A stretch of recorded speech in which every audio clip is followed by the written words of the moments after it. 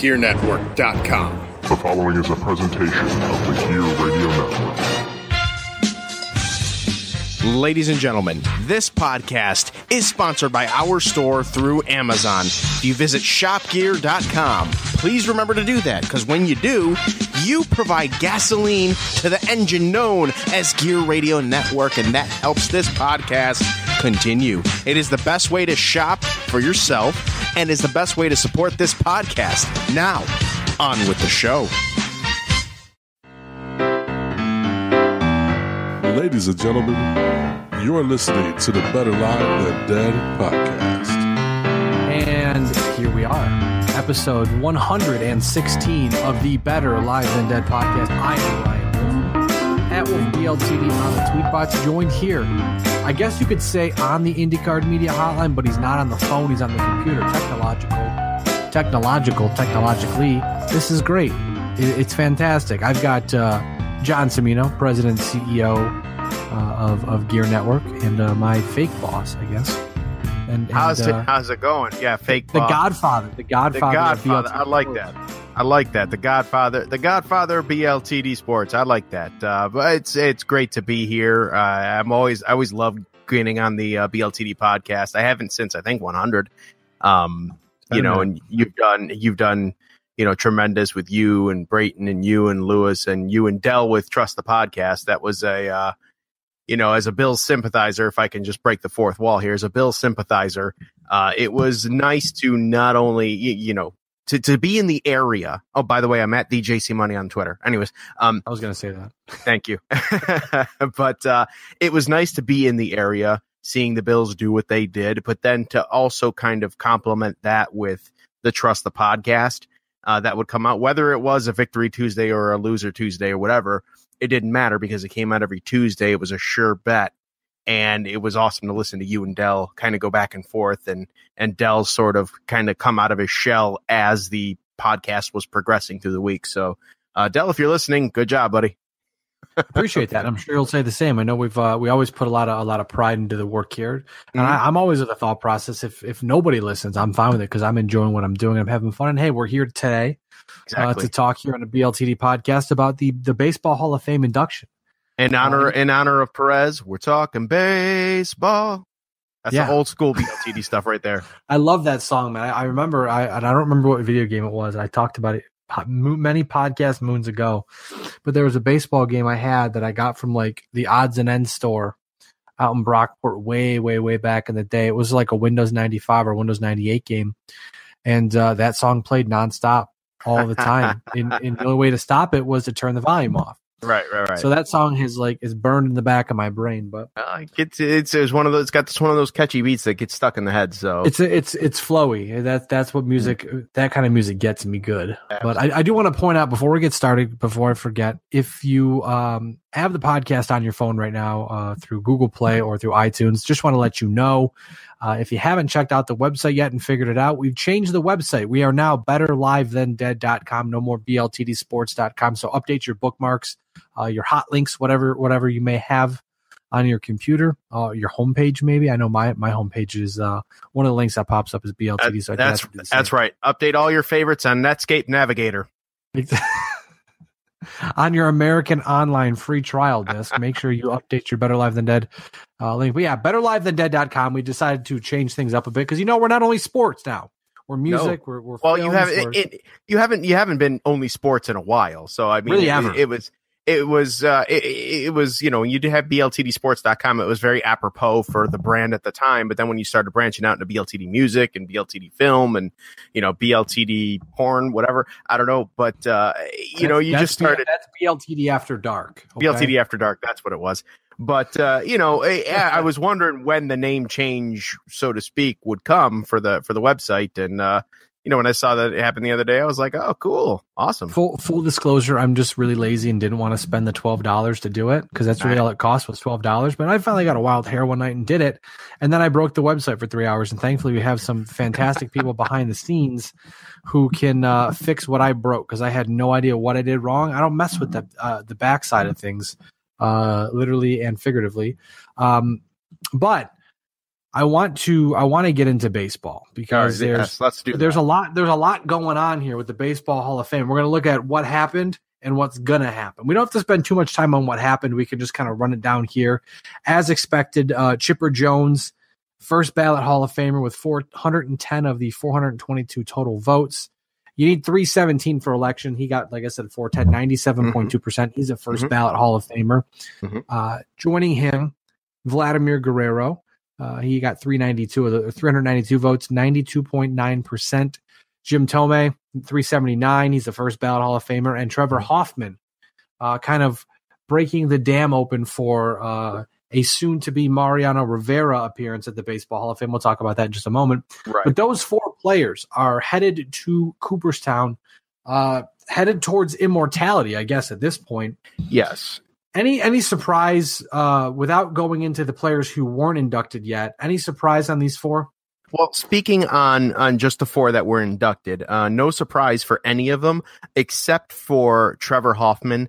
I think him being inducted on his third year was kind of asinine. I mean, the guy was the all-time leading saves leader before Mariano broke the record, and he had that record for about a good 2 or 3 years before Mariano took it over. Trevor Hoffman was a man's man on that mound and did it right. Never in trouble. 7-time All-Star. 2-time NL saves leader. His number 51 is retired for the Padres. I mean, he's in the Padres Hall of Fame, obviously, but 61 and 75, 2.87 ERA, 1,133 strikeouts, 601 saves. I mean, that right there alone, just the 601 saves alone should have got him in first ballot. So that was the thing that surprised me, is that it took him this long. But I always had a feeling Chipper and Jim Thome would get in on the first ballot. And Vlad Guerrero, I'm glad, I knew he was a Hall of Famer, but I kind of thought that they were going to give him, I want to say more like the Edgar Martinez treatment, which hopefully next year Edgar Martinez gets in, but that's something different. But as far as the four, am I surprised that any of them are in the Hall of Fame? No, they're well deserving their spot. I mean, I think with Vlad Guerrero, it was first year he got 71.7% of the votes, so they're right out of the gate. You knew he was going in. And Trevor Hoffman, even in his first year, he started at, I believe it was, I'm looking here, 67.3%. So you get a handful of more votes as time goes on. I'm surprised Hoffman didn't go in last year. He missed it by 5 votes, which that yes. To me is asinine. I mean, yeah, that was kind of crazy there. Like, okay, maybe I could get the first year, maybe for any other closer, maybe, but okay, whatever. The first year, but the second year by 5 votes, yes, that was kind of ridiculous. And I get it, and I get it too, because with baseball, it seems a lot like football with wide receivers, or wide receivers are the closers, where it's like, okay, yeah, you get saves because you're there and you get the final out, where wide receivers get yards, and it's like, okay, you've got 10,000 yards in your career, but you're not going to the Hall of Fame. You got to do something, you got to do something more than that. Well, but here's the thing with that. And I'm glad you said, you're not going to the Hall of Fame like with that. I mean, the Hall of Fame voting is so stupid. And I've long hated the Hall of Fame voting, because you've got who votes for the Baseball Hall of Famers, a panel of writers. These nerds that don't even freaking play baseball, or if they did play baseball, they played in like Little League, and maybe they coached their son's school league or something like that. But a bunch of these writers that, are all high and mighty and things like that. And as we start getting down the list of people that didn't make it, I'll deepen my venom in that. Brandon and I touched up on it a couple of weeks ago on our podcast together. I'm not a fan of the Hall of Fame voting at all. Like, who are these writers? That would be like me and you trying to dictate who would get a Hollywood Walk of Fame kind of thing. You know what I mean? Like, we watch the game, we watch movies, we watch film, we watch this or whatever, but it's like it would be up to us to determine who gets the star on the Hollywood Walk of Fame. And that's what baseball does with the Baseball Hall of Fame. And it's stupid. I don't disagree. I mean, I'm looking right now at closers, and Lee Smith isn't in the Hall of Fame. I think he belongs in the Hall of Fame. I'm assuming someday the Veterans Committee will put him in. But looking at the top 10, There's Dennis Eckersley, there's Trevor Hoffman, and there's soon to be Mariano Rivera. Mm-hmm. Hoffman and Rivera are leaps and bounds ahead of them. I'm sure as time goes on, we'll probably end up seeing, if Craig Kimbrell keeps up at this pace, he'll probably end up with 500 saves. He should probably be a Hall of Famer if he hits that number. But it's hard to say. It's like with the designated hitter, and we can kind of branch out to Edgar Martinez at this point, because Edgar Martinez in his second to last year of eligibility gets 297 of the 317 votes needed. That's 74.4%. So he'll likely go in next year on his 10th and final year of eligibility, which we can talk about here in just a minute. But Edgar Martinez, much like Trevor Hoffman, really is the first. Trevor Hoffman is the first shutdown, lockdown, dropout, drag out, whatever you want to say, closer, where he never in his career started a game. Has 1,035 career appearances. Mm-hmm. You look at Lee Smith. Lee Smith, I mean, granted, he only started 6 games in his career. So I guess you could say he was the real true first closer in the Hall of Fame, where that's what he did was close. But Trevor Hoffman is the first modern closer where literally he doesn't pitch any more than 9th inning if necessary. And he just goes out and does his job. And I mean, that to me, it's a transition. It's hard for baseball writers to say, Trevor Hoffman wasn't as important to his team as Jim Thome was to his team. And it's apples to oranges, first off. But yeah, absolutely. Like looking at Edgar Martinez, a lot of people say, well, he didn't play the field. He was a designated hitter. It's like, yeah, but he still batted .312 in his career. He still had 309 home runs, 2,247 hits. I mean, he was still a damn good player in that lineup. So what he did, exactly. He didn't play all the time. It's like when I think about David Ortiz, the same thing. You go, okay, yeah, he didn't play the field, but he still was one of the best designated hitters ever, one of the best hitters of his time. So it's really they have to get over it at some point in time. And some of his career highlights and accolades too. He was a 7-time All-Star, is a 5-time Silver Slugger Award. He was an AL batting champion twice, an RBI leader. I mean, Roberto Clemente Award in 2004, his final year. I mean, it's not just that he was a good player too, but to earn the Roberto Clemente Award, he was a good person, and he was a good person in that clubhouse. As evident now, he's a hitting coach for the Mariners. And, it's just exactly, the designated hitter thing is kind of like, yeah, well, was he more valuable than blah, blah, blah, blah. And 4 years from now, when David Ortiz comes up for the Hall of Fame, you mean to tell me that even though Ortiz was a designated hitter, that he wasn't valuable to that team in that role? You've got to be crazy. It is. It is very crazy. Yeah. That's something that I still don't understand. But again, it's those asinine writers that are like, oh, I couldn't make it, so yeah, you now, whatever. Like, I think a lot of it is they're trying to put. It's like when they judge about the steroid players, which we'll get into here in just a moment. But it's like they hold a grudge and they feel like they hold the cards, and in some aspect they do, but. You shouldn't be the guy that says, okay, you're a designated hitter, you're a closer, you don't belong in the Hall of Fame, despite the fact that you are the best at what you did ever. I mean, Trevor Hoffman, when he retired, was the best closer ever. Edgar Martinez, when he retired, was the best designated hitter ever. Mm-hmm. That's just how it goes. Yeah. So, I mean, I think, and we've seen it grow in the past couple of years, the swell grow. I certainly think that he deserves it, and he deserves it a while ago, but. Mm-hmm. We'll certainly see next year. Like I said, I think he's a lock for sure. And I just want to run down the list here too before we move on to go ahead. Career defining induction ceremonies here. Mike Mussina, 6th most votes. He had 268, 63.5% of the vote. He's got 5 years left in the ballot. Clemens, Bonds, and Schilling all have 4 years left. Clemens had 57.3%. Bonds had 56.4%. Schilling finished with 216 votes. Omar Vizquel in his first year had a nice showing of 156 votes, 37%. Larry Walker, 34.1%. Fred McGriff, second to last year, he has 23.2% of the vote. Manny Ramirez, 22%. Jeff Kent, 14.5%. Gary Sheffield and Billy Wagner both had 11.1% of the vote.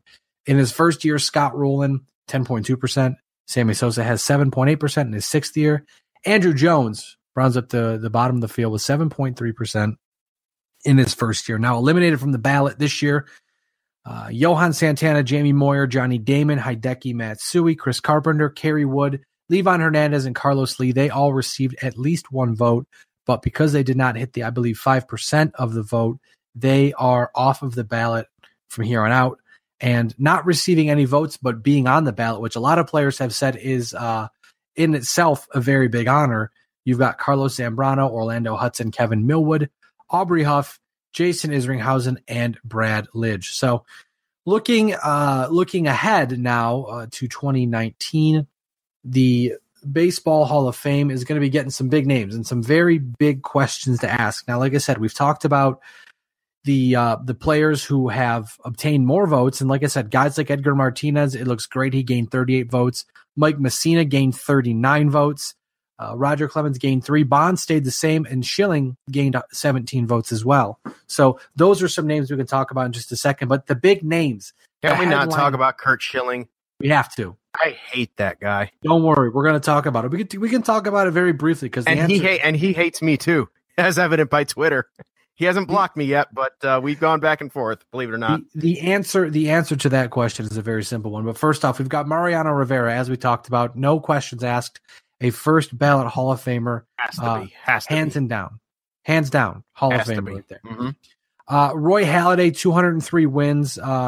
We'll talk about that in just a moment. Todd Helton, a 316 batting average, 369 home runs, 1,406 RBIs, despite playing half of his games at Coors Field. He's going to be a very strong candidate.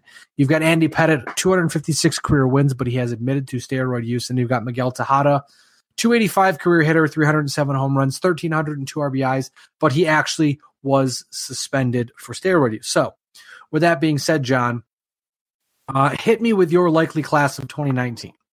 Well, I'm going to say likely class of 2019. I mean, just looking at the projections and what you said here, Edgar Martinez, I'm going to say he as well will get in. Mariano Rivera should be a sure thing. Doc Halladay is going to be an interesting one because now he was certainly a very lights out, dominant, hard pitcher to hit, and certainly Hall of Fame worthy. I think that the sentiment of his unfortunate recent death pushes him up. I don't know that he makes it in the first year. I don't know that he would have made it in the first year either way, but I could see him making it second or maybe third. Because again of the sentiment of the untimely demise. Todd Helton, Lance Berkman. I don't know about those guys either. The first year at least. I mean, they'll get their votes and they'll come back or whatever. Andy Pettit. Now I want to talk about Andy Pettit because it's near and dear to my heart as a Yankee fan. Is his numbers Hall of Fame worthy? Yes. Should he be in the Hall of Fame? Yes. Will he be? No, he won't. He's going to face the same. He's going to face this regardless of admitting and going on his 3-4 year apology tour and retiring and unretiring and still being decent until the very end and clean. Again, the baseball writers, the holier than thou baseball writers are going to, say, well, he cheated for that one season. And so that automatically disqualifies him, or you're going to get, what's his name? Who used to, oh man, why is his name slipping? He commentated with John Miller on ESPN. Joe Morgan. That's it. You're going to get Joe Morgan sending emails to all the baseball writers. Don't vote these guys in because of blah, blah, blah, blah, and their steroid use or whatever. Like, you know what? And that brings me back to, and I know I'm rambling now, but again, I'm very, very passionate about this. I'm irritated by this because you talk about guys like Clemens, who pound for pound was the most, steroids are not the most dominant pitcher of his generation. You got Barry Bonds, who drew fear at 43 or 44 years old in the National League, drew more walks, home runs, all that stuff, whatever. But because of the steroid stigma, and same with Sammy Sosa too, the steroid stigma, they're not going to vote him in because, we don't have bigots and we don't have woman beaters and we don't have gamblers and we don't have this type of, these classy type of people in the Hall of Fame as is. far be it for us to vote in someone who took steroids. Well, guess what? Everybody rode that high horse when Major League Baseball came out of that strike in 1995 or 96. When baseball came out of that strike, they were hurting. Fans were pissed. Ratings sucked. No one went to games. And then the home run chase happened. Sammy Sosa, Mark McGwire, ratings were up. Baseball was interrupting primetime shows during the chase. A St. Louis Cardinals versus Chicago Cubs random game was broadcast on primetime on Fox. Never had been done before at that point on like a Wednesday or Thursday night, all because at that point, Mark McGwire was swinging for the fences to tie Roger Maris. Baseball earned money. The Chicago Cubs sold tons of Sosa jerseys. The Giants sold tons of Bonds jerseys. Major League Baseball profited off of this. And now all of a sudden, and the baseball writers, they're writing articles on how amazing of a hitter this is and how amazing this happened. And people are buying their newspapers and reading their columns because they're reading all about this. And now it comes time. Oh, well, we've decided steroids are bad. So no, I don't think so. Going back to Andy Pettitte. He had openly admitted it when no one else did. He said, yeah, I did it. You know what? I did it for this reason. I apologize. I'm sorry. You know, been a good guy, not been in trouble. Did what he had to do.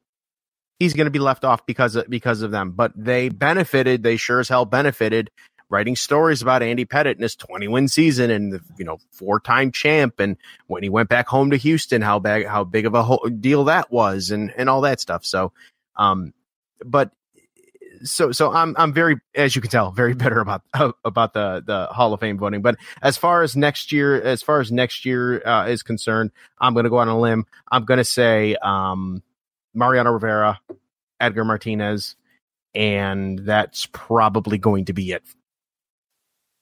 First off, I think just right off the bat, definitely Edgar Martinez, definitely Mariano Rivera. I had Roy Halladay probably in the second or third year as well, but I think with the groundswell from his untimely passing, I think that will help push him into the first ballot. I have no doubt that he's a Hall of Famer, despite the 203 wins. Mm-hmm. I think we're going to start transitioning towards because this is like the golden era of 90s baseball coming up in the next handful of years we're going to talk about, where after these couple of years of Hall of Fame voting, it's going to go back to being one, maybe two a year, if that, which is why I think you'll end up seeing guys like Bonds, Clemens, and Schilling end up in the Hall of Fame, because they're not going to not want to vote people in because it's bad for business. It's a bad look. They already did that a couple of years ago, and look what it got them. You know what I mean? Yeah. So I think the 300 wins, the 500 home runs, the 3,000 hits, that's all going to start coming down. And you're going to see guys like Roy Halladay make the Hall of Fame, because you ask yourself, yes, only 203 wins in his career, but was he the best pitcher of his time? Hands down, absolutely, 100% yes. Mm-hmm. Roy Halladay was a guy where it doesn't matter if it was a regular season game in May or if it was a postseason game in October. When Roy Halladay was on the mound, it was must-see TV. Whether it was Toronto, whether it was Philadelphia. I mean, the guy threw a no-hitter in the regular season, then turns around and does it again in the postseason. Exactly. And it just makes people look silly. Yes. And it was so much fun to watch Roy Halladay pitch, because, there was so much he could do that not many people could do. And I feel like if his shoulder didn't give out on him, we probably would have had a few more good years. He probably would have been able to make 230, 240 victories. But unfortunately, the body does what the body wants. And I think that factor in all those years playing in the National League, would have gotten more from him. Yeah, I mean, you factor in too all those years playing in the National League for the Phillies. You're not. When he was with the Blue Jays, he was just every 5 days. He didn't have to hit. He didn't have to take swings. He didn't have to run the bases or anything like that. When he went to the Phillies, that was I think the Phillies were before. I can't remember if the Phillies were before or after. Maybe I might have those flipped. But either way, playing in the National League as a pitcher, you're not only going every 5 days, but you're just pitching, but you're pitching and you're hitting, and you've got to, and that all wears and tears in the body. Yeah. So. Yeah, had he pitched in the American League his entire career, it's even hard to say. But had he pitched in the American League his entire career, he very well could have been. You're right, 250 wins. Maybe even more. I don't think he would have made 300 wins. Quite frankly, I don't think we're going to see a 300 game winner anytime soon now.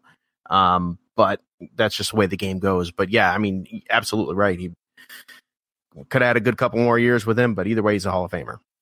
I mean, I think the season you look at is the year he won the Cy Young with the Phillies when he was 33 in 2010. He went 21-10. He was a 2.44 ERA, 9 complete games, 4 shutouts, 250.2 innings in the regular season. Right. And then he goes on in the postseason in 2010 and throws even more. I believe they absolutely. Yeah, I'm pretty sure they did. I'm pretty sure. I'm pretty sure you're right there. They lost to the Giants in the NLCS, but yeah, he goes out and he throws. Looks like 22 more innings, so he threw almost 300 innings that season. That's crazy. Yeah, but he came out the next year and did it all over again. Yeah, he was a man. He was a man's man. He was a gamer, man. He was just insane. When you watch his highlights, it's almost unfair to see how good of a talent he actually was. Loved watching him pitch, except for when he pitched against the Yankees when he was a Blue Jay. Man, I hated those games. It was like same with the Red Sox. It was like okay, we're playing the Blue Jays. Who's pitching? Halladay? Crap. And I want to say something about Andy Pettitte too. I certainly think stats alone, he's a Hall of Famer, but I think he'll end up being like Manny Ramirez is right now. Exactly. Where stats alone, Manny Ramirez is a Hall of Famer, but he got busted. Mm-hmm. And I feel like that's why someday you'll see Bonds and Clemens go in, because even though there is the suspicion, there's not a failed test. There's not an admittance of guilt or actual guilt there.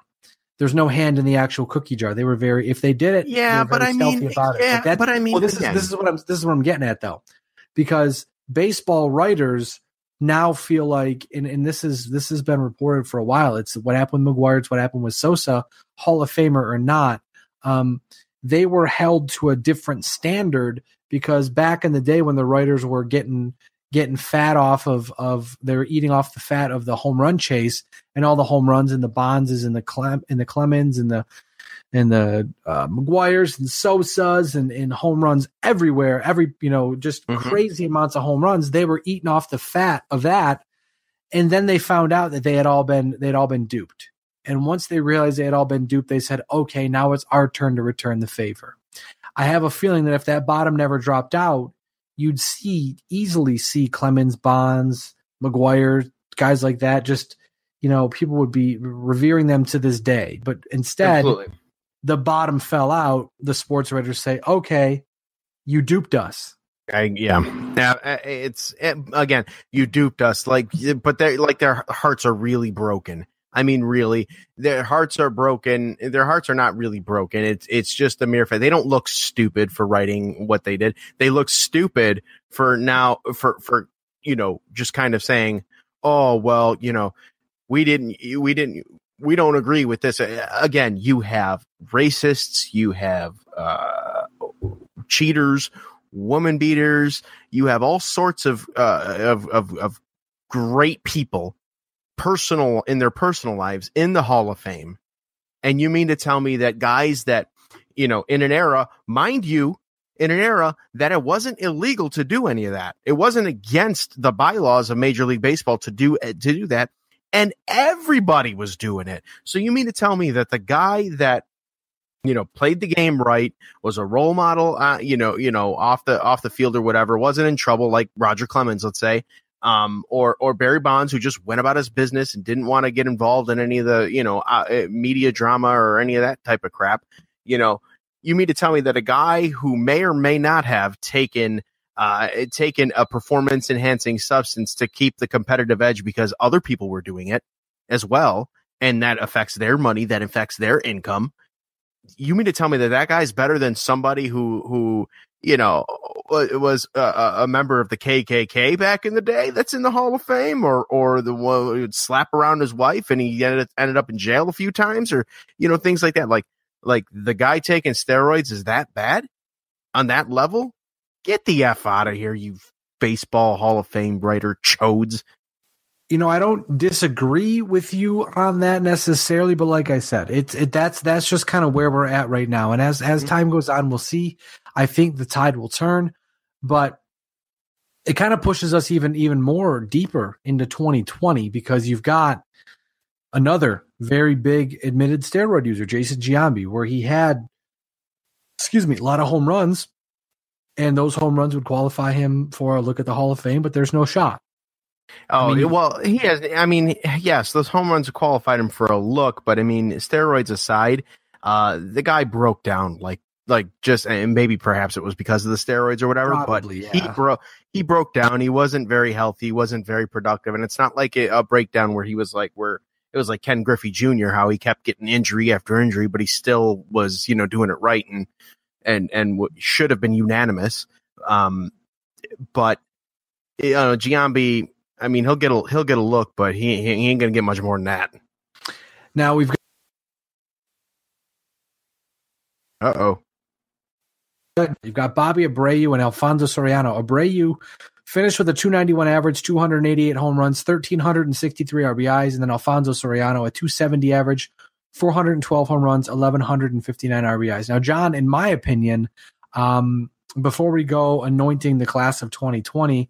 I'm just going to say I think Abreu and Soriano get looks, but these are very much your prototypical Hall of very, very good players, but not a Hall of Fame player.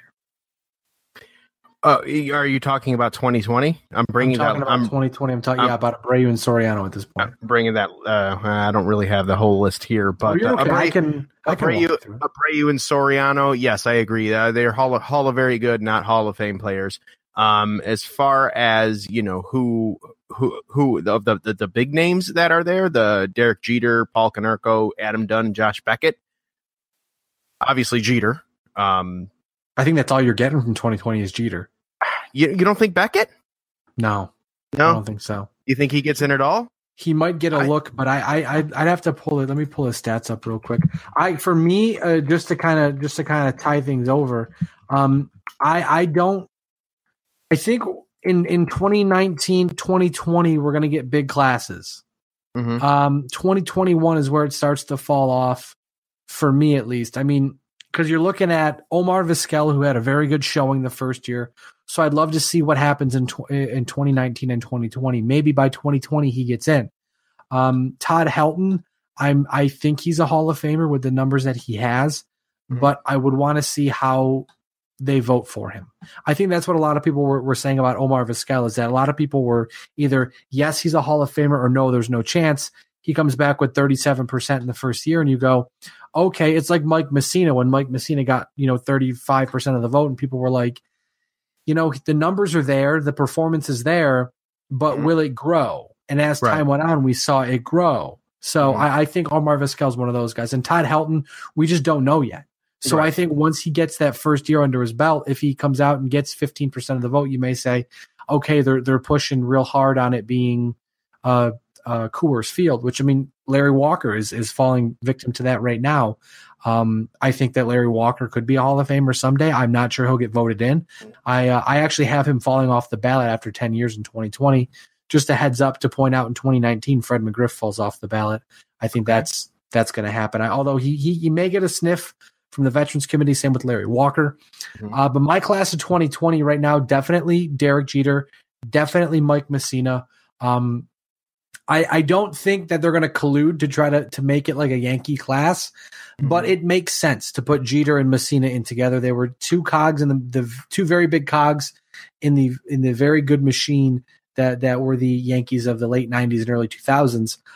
With Helton and Vizquel, I would think 2020 would be the year as well, depending how the voting goes. What about Pudge Rodriguez? At least Jeter, at least Mussina, for sure. I would argue that if Pudge, you want to talk about, Yankees, at one point Pudge Rodriguez was a Yankee. If he's not in by then, he should be in the 2020 class. John, he's or is he? Did I say Pudge Rodriguez? You said Pudge Rodriguez. I did say Pudge Rodriguez. I don't know what I'm looking at here.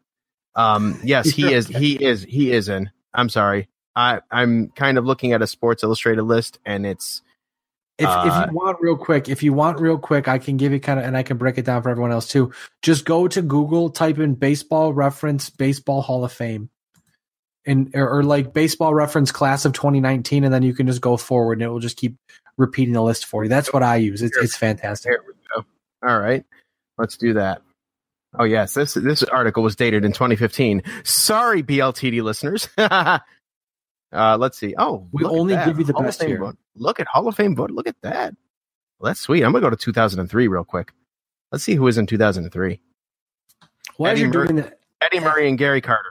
Okay. I was going to say, as you're doing that, I'm going to push over to 2021 and 2022, because that for me is when it really starts to trail off. I mean, in 2021, you've got Tim Hudson, 222 career victories, and Mark Burley, 214 career victories.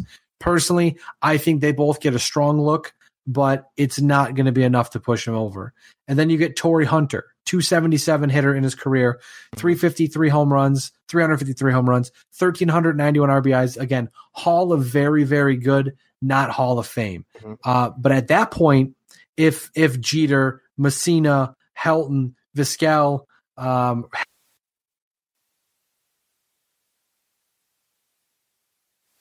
the three big names on the list being Bonds, Clemens, and Schilling in their ninth year. 2021 is their ninth year. For me, this is just for me. I think if Bonds and Clemens are going into the Hall of Fame through the Hall of Fame and not through the Veterans Committee, I think it's going to be a year like 2021, where there's no clear-cut first ballot Hall of Fame candidate. So they want to, if you want to clear the deck, if you want to say, look we're not doing this, we held off as long as we possibly can.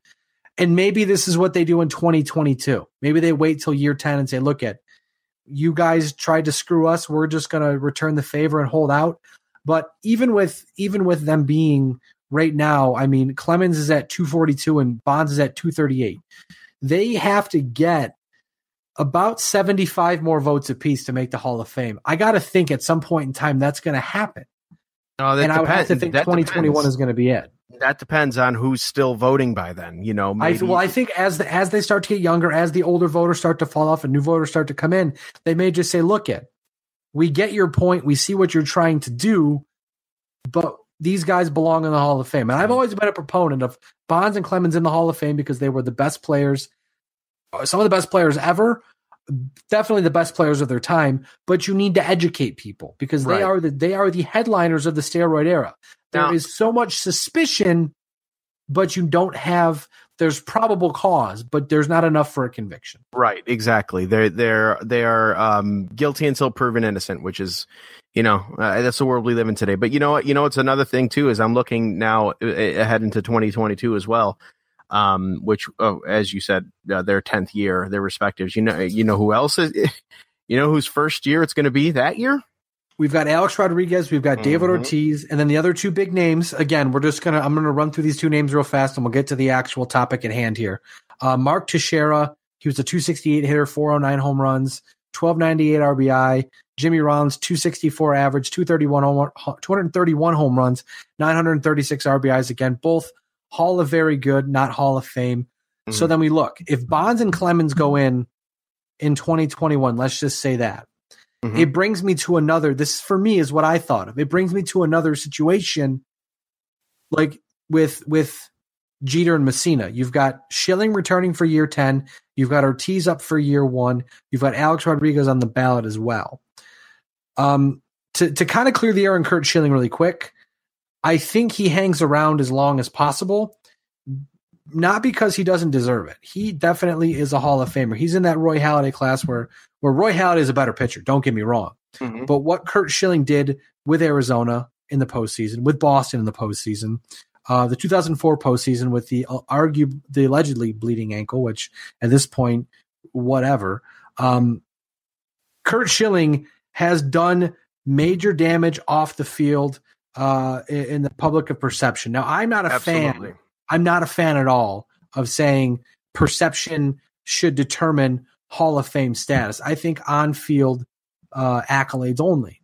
But with Curt Schilling, the gross stuff that he says and all the terrible things he's done since he's retired from the game of baseball have certainly played into him not being elected into the Baseball Hall of Fame. He should be right up there with Mike Mussina right now in terms of going to the Hall of Fame. I mean, he should be in or close. Curt Schilling was a guy I didn't like anyways, just because, you know, he was good and he was on the Arizona team that beat the Yankees in the World Series. And then he was also on the Red Sox team that beat the Yankees in the ALCS, you know, when the Yankees blew the 3-0 lead, and broke the proverbial curse, if you will. I didn't like him because he was good.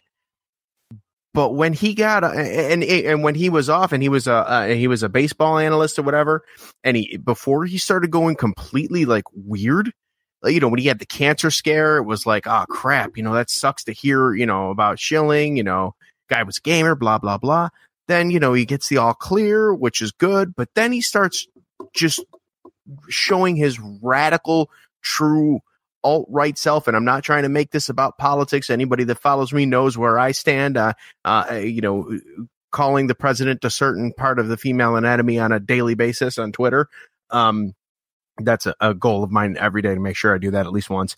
But he is of that mold and it's a lot of the things is just disgusting. And again, it goes to the point where you have bigots and you have, you know, people like that in the Hall of Fame. Well, you know, suddenly you got Curt Schilling, who's very much of that particular mold. Suddenly the steroid guys don't look so bad when you look at Curt Schilling personally and see the rhetoric he puts out there and what he truly and deeply believes in with some of these things. He's just a gigantic racist. Yeah. He absolutely is. He absolutely is. And there's no way to put it. The disgusting thing about it, without getting too political here, the disgusting thing about it is that he's almost proud of himself. Exactly. For how he believes and how he feels, which, hey, do you. But when you don't get voted into the Baseball Hall of Fame and then you piss and moan about it, go look at what you said on Twitter and go look at what you say to the media. Now, that's why he got canned from ESPN. Yeah, and I think by 2022, maybe he doesn't get voted in, and maybe he just falls off the ballot, which I find hard to believe. Same with Bonds and Clemens. Until it happens, I'm not going to believe that they don't get voted in. Mm-hmm. But Sammy Sosa in 2022, he falls off. I think with David Ortiz, especially with the class, they're gonna want. I think they're gonna want someone to kind of cover up the Alex Rodriguez thing, because that's going to be a big old black eye, because he was one of the best. Mm-hmm. But multiple steroid suspensions. He admitted to using steroids. There's no way he'll get votes. There's no doubt about it. He will get votes. I would be shocked if he didn't last all 10 years on the ballot. Mm-hmm. But I'm sure he would. But but he's, you know what? He's a hell of an analyst. He could play the Bob Uecker card too. There's going to be enough people where I think it'll be, you know, especially if Bonds and Clemens get in, it may open the floodgates. Yes. I really wonder if they'll say, you know what? Like, he doesn't deserve it because I try to categorize it this way. I think because you don't know with Alex Rodriguez when he started using steroids. But according to him, he said it was during his years after he got the large contract in Texas. So I would say there. You can again with him, you can only really believe him as far as you can throw him. So you have to make your own suspicions here, or your own. You have to jump to your own conclusions. I'm sorry, but we have our suspicions. Mm-hmm. But I would have to say, even in his time in Seattle, it's like Barry Bonds in Pittsburgh. If Bonds retired after he left Pittsburgh, he would have been a Hall of Fame candidate for sure. Yes. He was on that path. And Rodriguez was on that path, absolutely. That's how I feel like that's how it was with him in Seattle. May not have been enough, but there is an argument, a crazy, outlandish argument to be made that he could be a Hall of Famer. And maybe by 2032, you know, with new kids on the block and voting for him, they may say, you know what, let's put him in.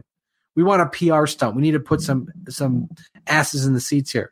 I mean, with David Ortiz, I'm biased. I'm a big Red Sox fan. You should know that by now. He batted .286, 541 home runs, 1,768 RBIs, multiple postseason heroics. He was a 3-time world champion. I mean, he should have won a couple AL MVPs, but we know how they feel about the DH. I certainly think he's staring down the barrel of a first ballot Hall of Fame induction here, and there are suspicions of David Ortiz, no doubt about it. The Mitchell report definitely kind of, I don't want to use the term, but they fingered many baseball players and said, sorry, hey, juvenile me. Sorry, you're okay. They said multiple players failed tests, but there was never more than that. And then Rob Manfred comes out a couple years ago and said, with David Ortiz, throw that out. That's garbage. Like, you heard it from me, the Major League Baseball commissioner. I'm saying that's garbage. We're not talking about that. Don't link that to him. So maybe baseball writers say, you know what? We're going to put him in first ballot. And if he does, by God, let's do it. Let's get crazy here. Cause, I've always wanted to go to Cooperstown for the Hall of Fame induction ceremony. Never really had a good reason to, but I got to say, if in 2022, if David Ortiz is a first ballot Hall of Famer, I may have to go enjoy the party in Cooperstown, because that would be a lot of fun. And John, before I toss it back over to you here, like I said, I am very much of the thought process that that Curt Schilling goes in with David Ortiz in 2022. And I mean, looking back on it, just to kind of wrap up where I'm at least, that puts between 2019 and 2022, I'm looking at Edgar Martinez, Mariano Rivera, Roy Halladay, and again, no specific order. Edgar Martinez, Mariano Rivera, Roy Halladay, Derek Jeter, Mike Mussina, Todd Helton, Omar Vizquel, Barry Bonds, Roger Clemens, David Ortiz, and Curt Schilling into the Baseball Hall of Fame. And I don't think that's a crazy thought. Like I said, we've got to see some things change a little. Some writers' thoughts and some writers' feelings change just a little bit.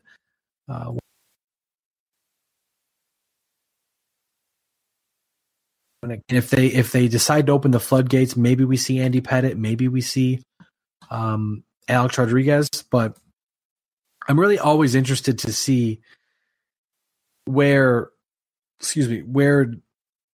Hall of Fame voters go with things, because personally, kind of bringing it back to today, I don't really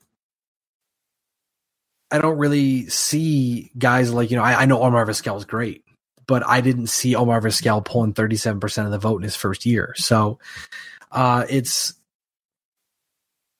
for me, it's a little crazy, but I'm actually going to do this really quick here. For me, it's a little just crazy to sit back and think, okay, like you said, John, these people really control history. And yes, it's just, I'm looking, like, I'm just reading the votes as we're sitting here, and I'm kind of talking through this right now.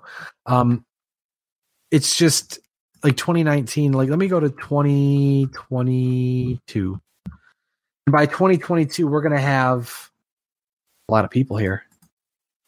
You're going to have guys like AJ Pierzynski, Jonathan Papelbon, Tim Lincecum, Joe Nathan, Prince Fielder, Justin Morneau, Jake Peavy, Mark Teixeira, David Wright if he retires, but he hasn't retired yet.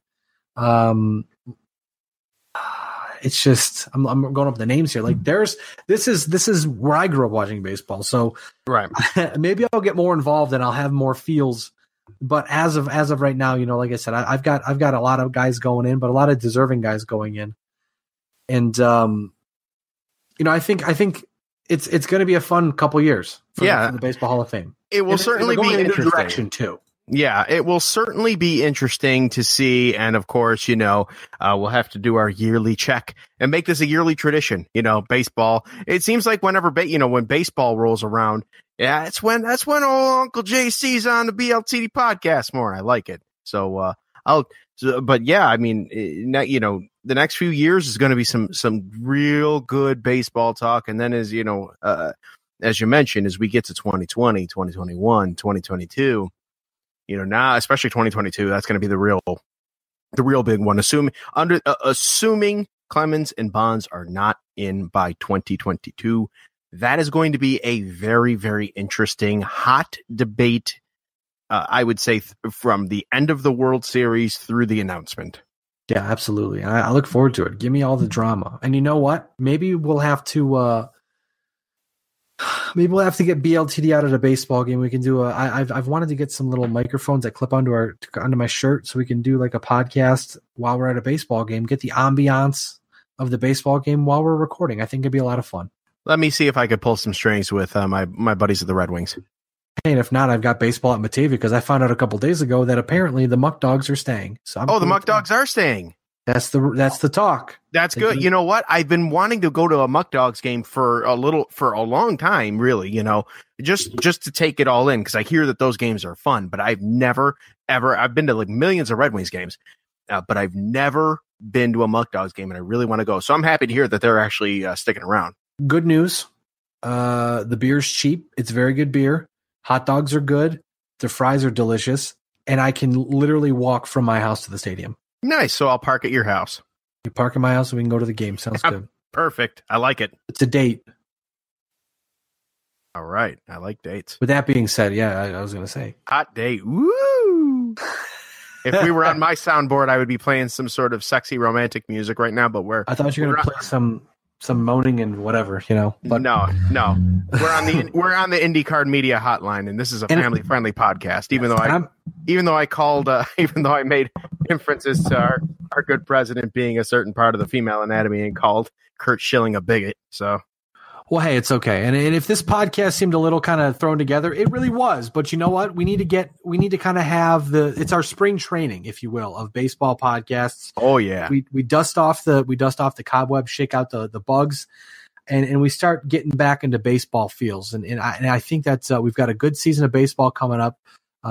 Whether the Red Sox and Yankees are good or not, I'm sure they'll both be very good. But we've got a lot of good baseball ahead of us. I am looking forward to it. I am a yearly subscriber to MLB.TV. That will not change. I will be watching loads and loads of baseball, similar to how I'm watching loads and loads of hockey this year because my co-host over on the Football Talk Weekly podcast and soon to be my co-host for the JC Money Show, Mr. Brandon Garrell, hooked me up with the NHL.TV because he got the center ice for like the normal TV folks, and it comes with .TV for free. So he hooked me up with the password, and I've watched all the Flames games this year for the first time ever in my life. I've been able to watch every single Flames game.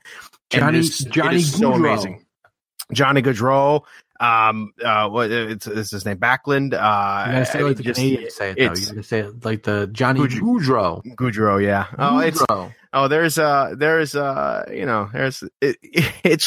For now I'm so used to it. But when I first watched the Sportsnet or whatever they're called out there, broadcast, listening to the Canadian commentators, it was definitely very Western Canadian, hitman heart talk, it was, but it was good. And I enjoyed it. And then, but back to baseball, .TV, I'll be doing it.